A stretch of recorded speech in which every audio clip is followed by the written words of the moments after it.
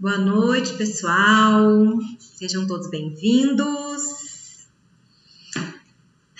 Espero que tenham conseguido se identificar aí dentro de um caráter, né? Dentro de uma estrutura. Ontem o pessoal ficou interessado nessas estruturas, me mandaram mensagem, eu achei muito bom. Fiquei muito feliz. O que acontece conosco, como eu disse ontem, é que nos é vendido muito, né, essa proposta de que nós conseguimos tudo, e realmente nós conseguimos, mas não nos é falado que nós temos o limite, que é aquele ponto que vai me pegar de acordo com a estrutura que eu tenho, tá? E tem uma coisinha a mais que me impede de fazer a mudança, que é a falta do entendimento, que é um entendimento infantilizado, sem raciocínio. Eu vou dar um exemplo, vocês vão entender o que eu estou falando, tá? E devido a isso, nós subestimamos o nosso poder de mudança. Porque normalmente nós baseamos a nossa mudança no outro. Então eu quero ser como aquele famoso, aquele blogueiro, por exemplo, esquecendo que o que ele apresenta não é de fato a vida que ele leva, na maioria das vezes. Nós estamos tentando fazer o contrário aqui no nosso trabalho, trazer muita espontaneidade, mas normalmente não é isso que se vende, né? Então a gente tem que tomar cuidado e por isso mesmo raciocinar. E nós subestimamos a mudança porque nós apontamos para um outro para acontecer a nossa mudança. E a mudança é a seguinte: hoje você é melhor que ontem, porque se você é melhor que ontem, aconteceu mudança. Porque a sua comparação deve ser você mesmo, não o outro. Porque você vai se frustrar. Você não sabe nada dos bastidores daquela pessoa. Você sabe do seu. Então, o foco da mudança é amanhã eu ser melhor que hoje. Por isso que quando eu coloquei correr 1 minuto, é bastante para o seu cérebro se você não faz atividade nenhuma. Porque 1 minuto é mais do que 0. Aí mesmo assim tinha gente não fazendo. Eu coloquei meio minuto, porque meio minuto é mais do que 0. São pequenas mudanças, pequenas atitudes que são somadas e quando eu vejo, eu pratiquei uma grande mudança sem perceber. A flor, quando ela é botão, no outro dia ela é rosa, você não vê o desabrochar. Mas se você colocar aí na internet o desabrochar de uma flor, é lindo. Só que a gente não vê, porque é muito sutil. Eu tenho pacientes que falam assim pra mim: nossa, você acha que eu mudei? Tá todo mundo falando que eu mudei, mas eu não noto. É claro que você não nota. Você se vê todos os dias. Você não se observa, como a gente está pedindo para que você se observe. Então você não percebe essas mudanças. Outra coisa também que é impeditivo de mudar é você confiar ou não na premissa da entrega. Você confia que você tem todos os recursos necessários para mudar? Porque se você não acredita nessa premissa, você já está um passo atrás. Por quê? Porque lhe falta algo e você não tem esse algo. Então como é que você vai mudar? Então você precisa acreditar que você tem todos os recursos que são necessários para promover a sua mudança, porque você tem. Essa premissa ela é muito importante. E aí acreditar. Só que acreditar é ter uma ação. Isso que é acreditar. Acreditar não é sentar, fazer uma oração e falar agora eu vou esperar. Aí não acontece nada e você fala o seguinte: é porque não era a vontade de Deus, é porque não era o tempo e tudo tem seu tempo. Então confiar é, eu confio tanto que eu posso agir, que enquanto eu estou andando, a mudança está acontecendo. Enquanto eu estou andando, eu estou sendo cuidada e promovendo e exercitando os meus recursos para a minha própria mudança. Eu quero que vocês consigam identificar onde está seu limite. Porque toda essa estrutura que eu falei ontem para vocês, é só para vocês terem uma noção do quanto ela é séria, tá? O corpo que você tem hoje representa aquilo que você pensa. Só que isso é falado muito solto. E agora nós vamos amarrar as pontas com explicação científica. tá? Para você ter um corpo, para você condensar o seu corpo, o movimento é seu. Sabiam disso? Então, para você conseguir moldar o corpo que você tem, se é um corpo mais corcundo, se é um pescoço mais esguio, tem a questão genética? Sim, tem a questão genética. Então, quando eu faço leitura, vamos supor que eu pego uma pessoa pequenininha, toda socadinha, né? Seria um masoquista. Mas a primeira coisa que eu tenho que ver é toda a estrutura genética dessa pessoa. Porque se todo mundo é baixinho, então ele é o alto, talvez ele seja um esquizoide. Mas se todo mundo é alto e ele é baixinho, talvez ele seja um masoquista. Eu tenho que levar em consideração a genética, sim. Mas eu vou conseguir fazer uma leitura corporal. Como que isso funciona? Até para você respirar, você tem uma comunicação sináptica. Enquanto eu estou falando aqui com vocês, o seu cérebro está sofrendo milhões, zilhões de mudanças. Só que você não percebe. E aquelas que são possíveis de perceber, você não olha para elas. Tá? Então, quando você pensa alguma coisa, né? Você sente alguma coisa, porque é muito junto pensar e o sentir, a criança não sabe definir isso.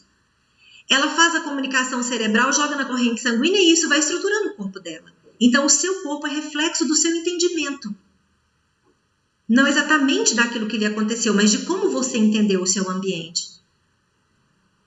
Então, se você está mais gordinha, possivelmente você está na oralidade.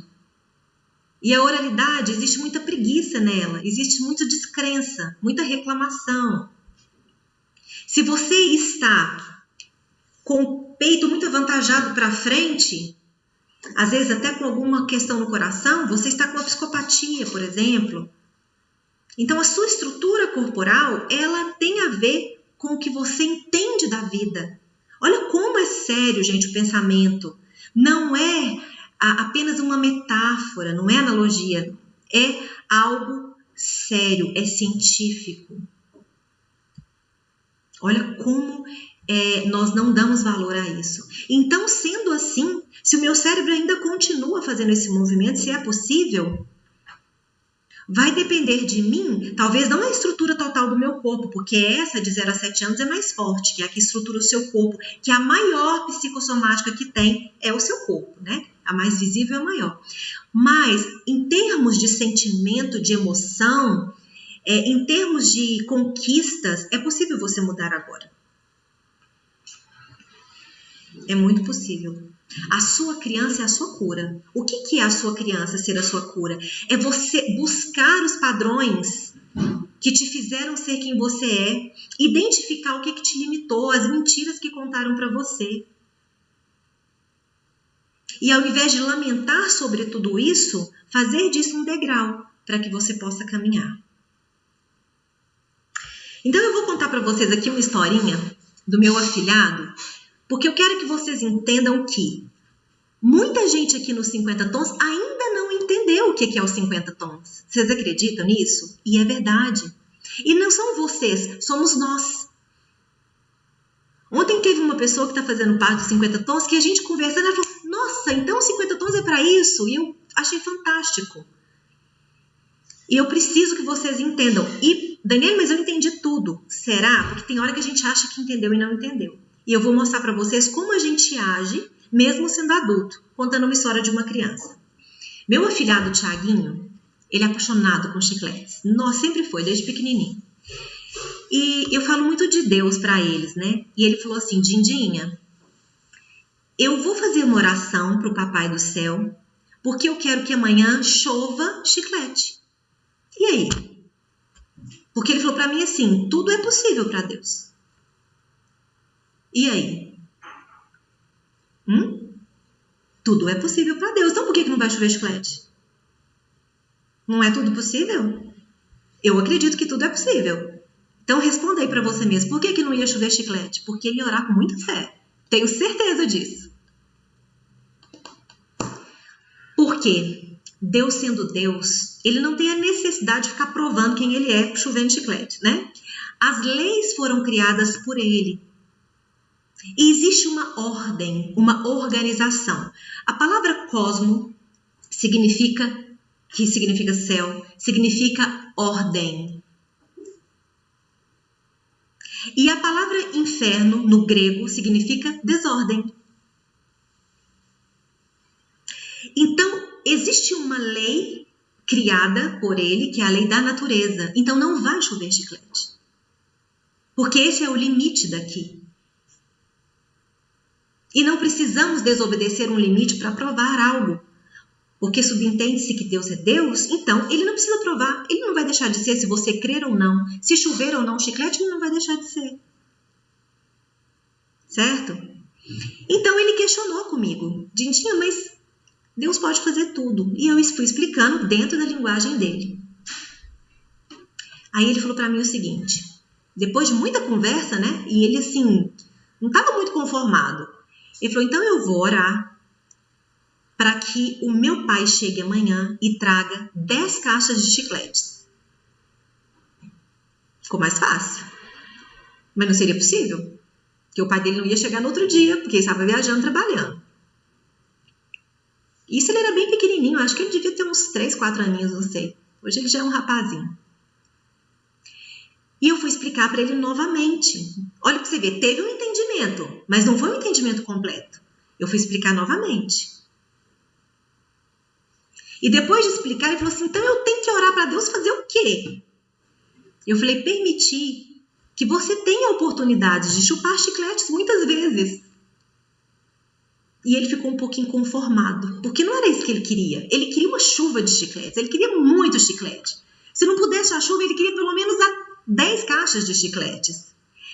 Percebem que é isso que nós fazemos com a nossa vida, com as nossas emoções?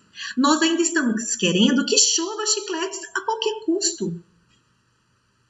Não vai chover chicletes, porque não é essa a proposta, não porque ele não possa fazer. Porque não tem um aprendizado na proposta de chover chicletes. Eu vou contra a ordem do meu organismo que ele próprio criou. Eu vou contra a estrutura do meu desenvolvimento, que foi toda criada. E olha que nós somos muito complexos. Isso tudo foi criado para o nosso desenvolvimento.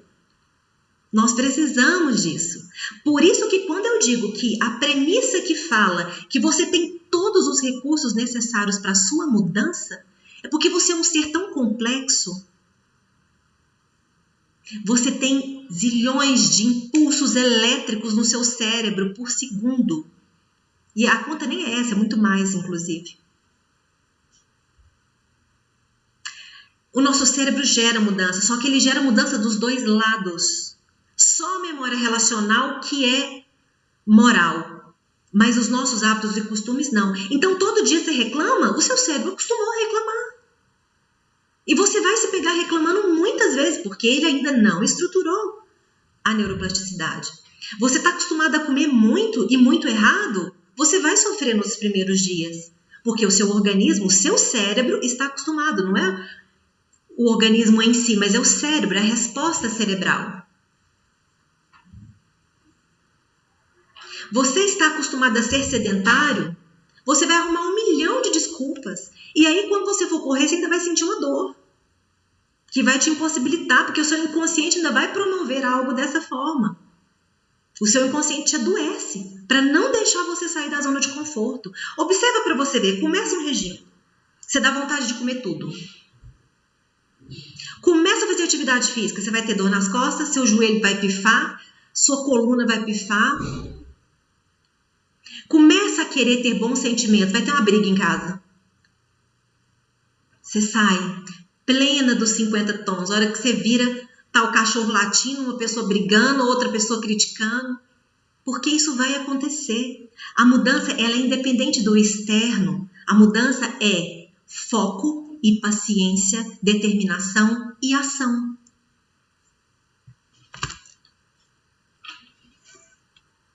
Outra coisa também que eu quero falar para vocês, desmistificar uma crença. Sempre que a gente deseja algo para uma pessoa, a gente fala assim, se tiver saúde, tá bom. Não é verdade. Vamos mudar. Porque a saúde precisa de um estado de felicidade. E eu expliquei o que é o estado de felicidade. A Nice fez o dever de casa, me mandou aqui. Ela entendeu bem.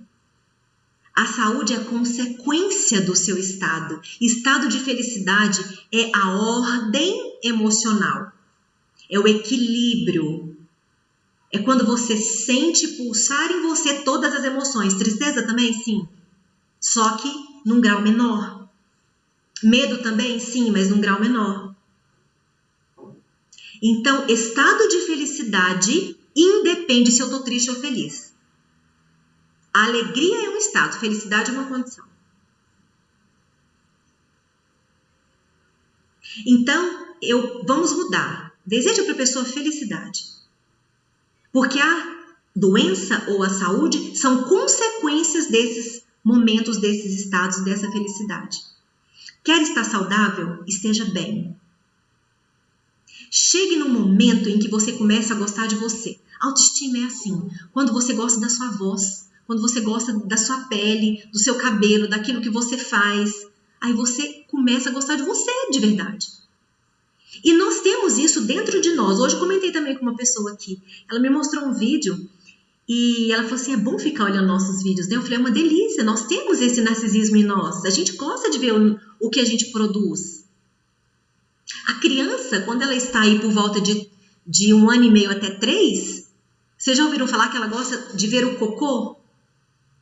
Porque ela produz. E isso gera um masoquismo, quando a gente não deixa a criança entender que o que ela produz é bom. A gente fala que é ruim, a gente coloca um monte de defeitos, porque é um cocô.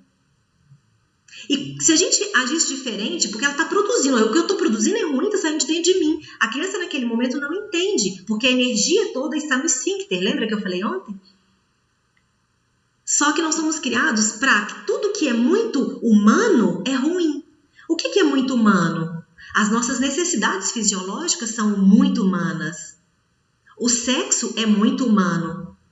São tudo considerado coisas sujas. Eu sou humana, então o que é bonito em mim é o meu espírito. O seu espírito para desenvolver precisa do seu humano, senão você não estaria aqui. Ou você acha que você está aqui à toa?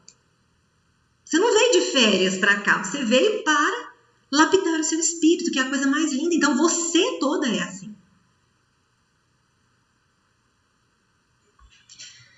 A felicidade produz um aroma espetacular, que eu gostaria que vocês entendessem.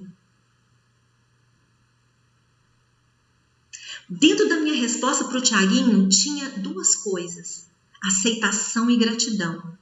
Porque eu disse para ele assim, agradece e pede, não tem problema pedir, só que a gente esquece de agradecer, para que você tenha a oportunidade de sempre poder chupar os chicletes. No primeiro momento vocês vão ficar como ele, inconformados. Ah, não é possível, eu queria muito uma chuva de chiclete. Mas você vai amadurecendo e entendendo. Só que precisa ter a maturidade. Porque nós desenhamos uma mentira e aí vivemos aquilo ali. E buscamos por aquilo ali. E buscamos com fé, e buscamos com determinação. E falamos assim, mas não é isso que todo mundo falou? Que eu tinha que ter fé e determinação? Eu tenho diante de uma mentira. E qual que é a maior verdade? Mudança é você ser melhor hoje do que você era ontem. Isso é mudança. Não tem outra coisa. Ou uma mudança ruim. Você ser pior hoje do que você era ontem. Mudança é isso. Qual que é seu foco? O seu foco é para uma boa mudança? É para gerar uma memória relacional? Então, o que você consegue analisar de você? Quais são as características aí que você conseguiu perceber que você está inserido? Autoestima é você colocar alegria em tudo, é você agradecer e saber que vão ter momentos ruins e fazem parte, né? Quantas vezes você já trocou o seu sonho porque falaram para você assim que você tinha que ganhar muito dinheiro e você tinha que ser muito bem sucedido e você tinha que estudar isso, você tinha que fazer aquilo e tinha e hoje você está frustrado. Já aconteceu isso com você? Às vezes, nós temos que ser adultos e realmente fazermos algumas coisas, mas a gente sempre tem que estar buscando essa essência. A essência é a mesma coisa de falar a sua personalidade, a sua estrutura, tá? Então, às vezes eu preciso deixar um pouquinho meu sonho e fazer outra coisa para eu conseguir realizar meu sonho. Isso é o adulto. Mas eu não posso me distanciar totalmente daquilo que eu sou. Totalmente não. Às vezes eu preciso dar um passo para trás. Às vezes eu preciso reformular algumas questões que eu queria. Por exemplo, se eu sonho ir para a Lua, talvez você precise sonhar outra coisa. Ou talvez você consiga ir, não sei. Mas entendem que às vezes nosso sonho, eles vão precisar ser moldados. Mas o que eu não posso é perder totalmente aquilo que eu sonhei. Então eu vou indicar um filme hoje, eu gostaria muito que vocês assistissem. Ele é um pouco difícil de achar, ele chama Duas Vidas. Se coloquem no lugar dos dois personagens ali. Vai ser importante. Duas Vidas o filme. Tá? Quantas vezes choveu e você reclamou ao invés de se molhar na chuva?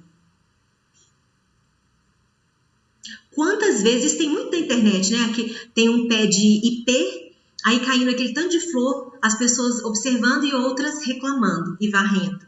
Você é qual pessoa? Qual é a pessoa que você se define aí?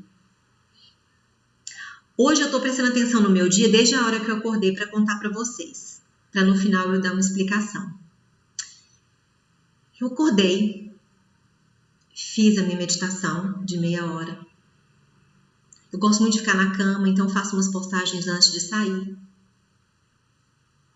Levantei, beijei as minhas filhas, fui para a cozinha tomar um café. Tomei um café muito gostoso, ouvindo música, que eu gosto de tomar café ouvindo música. Tomei meu banho. Entrei no carro, coloquei uma música que eu coloco, sempre uma música, porque dá tempo de eu escutar duas músicas da minha casa até o instituto. Cumprimentei a pessoa da portaria e desci. Enquanto eu estava no caminho, eu recebi uma ligação. E não atendi, porque eu estava no caminho, ouvindo a minha música, era o meu momento. E eu gasto 6 minutos para chegar no instituto. Eu já tinha caminhado 3, então não teria problema nenhum chegar no instituto primeiro, né? Então, chegando, eu respondi a mensagem. A pessoa falou, era urgente. Eu falei, mas 3 minutos não ia fazer diferença, né? E pensando em vocês, pensando como que eu ia explicar esse dia. E por fim, ao chegar aqui, tiveram os detalhes de cumprimentar alguém, de rir, porque a gente ri muito aqui no instituto, né? De às vezes ficar nervoso com uma coisa que não deu certo, isso também acontece. Hoje, por exemplo, fiquei nervosa demais com algumas coisas que aconteceram aqui, você tem que resolver, e isso é o natural do nosso dia a dia, tá? Agora eu quero falar por que eu contei isso. Porque uma vez certa pessoa me disse o seguinte, há flores no caminho. Quem me disse isso foi o Dr. Henrique, uma pessoa que eu amo muito. Ele me disse, há flores no caminho. Então, o meu dia teve sim os contratempos de uma empresa, mas foi gostoso demais. Porque eu adoro fazer as postagens, adoro fazer os vídeos brincando, porque a gente está tentando trazer para vocês espontaneidade. Então, o meu Instagram eu quero trazer espontaneidade, brincadeiras, espontaneidade. E aí eu ouvi uma coisa de um telefonema. Daniele, você é de uma pessoa da família, né? Porque tem liberdade. Você é intelectual. Você acha que combina? Porque o olhar é esse. Uma pessoa intelectual não poderia fazer gracinha e rir e piadas.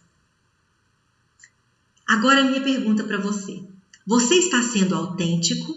A mudança que você está promovendo, ela é autêntica? Ou você ainda está preocupado com o que todo mundo ao seu redor vão pensar e falar? O Dr. Douglas fala assim para mim, eu prefiro paz do que ter razão. E aí, qual que você prefere? Nós estamos vivendo uma época que a espontaneidade está muito pequena. Em que as pessoas, elas lutam muito pela felicidade, o status.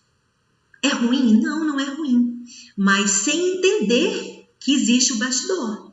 Existem os bastidores.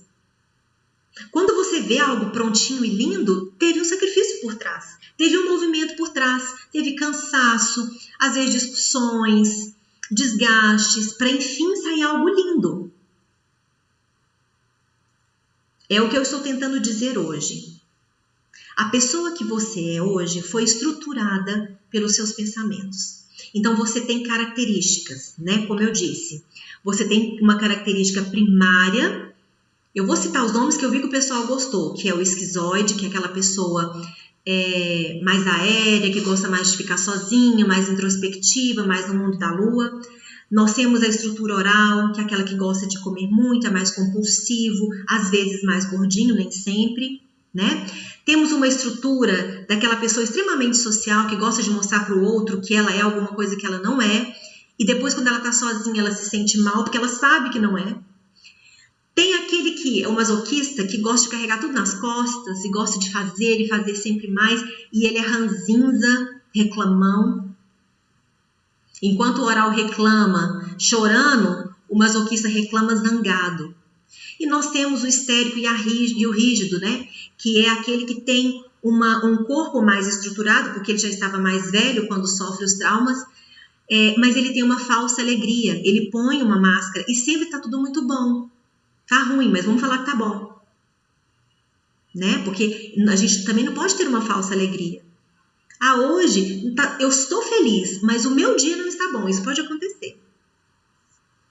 Né? Então essas são as estruturas. E aí tem vários estudos sobre essas estruturas, né? Que é algo que nós falamos muito aqui no Instituto.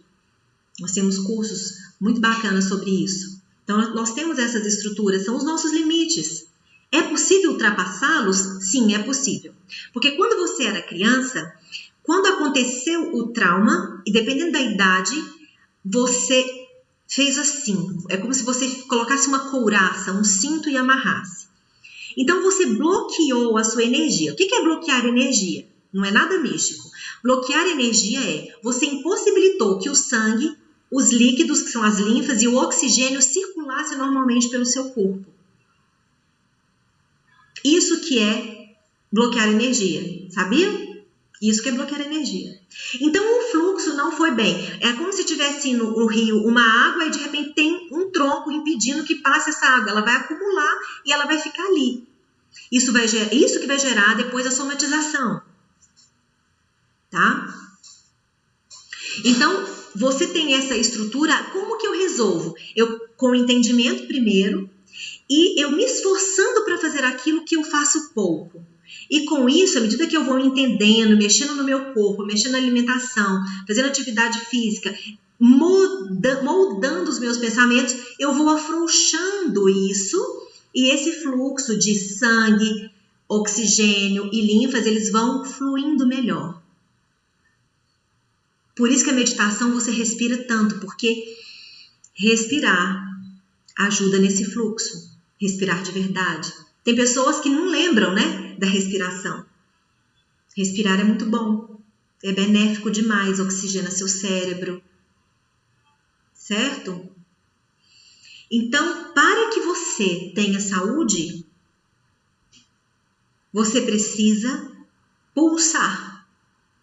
Você precisa trabalhar esse equilíbrio. Medo, coragem, eu tenho os dois, mas eu tenho de uma forma equilibrada. Eu tenho alegria e tristeza de uma forma equilibrada. Só que eu preciso pulsar muito mais alto na alegria, muito mais alto na coragem. E a tristeza e o medo, por exemplo, são só uma base para me impulsionar. O que acontece é que, enquanto a gente não adoece, a gente não olha para nós. É mais fácil quando a gente está passando por um problema ou quando adoecemos. Tem uma citação bíblica que eu vou falar aqui que fala o seguinte. É mais fácil um camelo passar pela ponta de uma agulha, né? Do que um rico entrar no reino dos céus. Vou traduzir isso na linguagem científica agora, tá? Camelo eram becos, tá? Agulha eram becos, não é agulha de agulha, não, tá? Na época nem tinha isso aí desse jeito.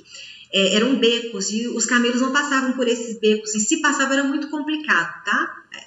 A época, a linguagem era essa.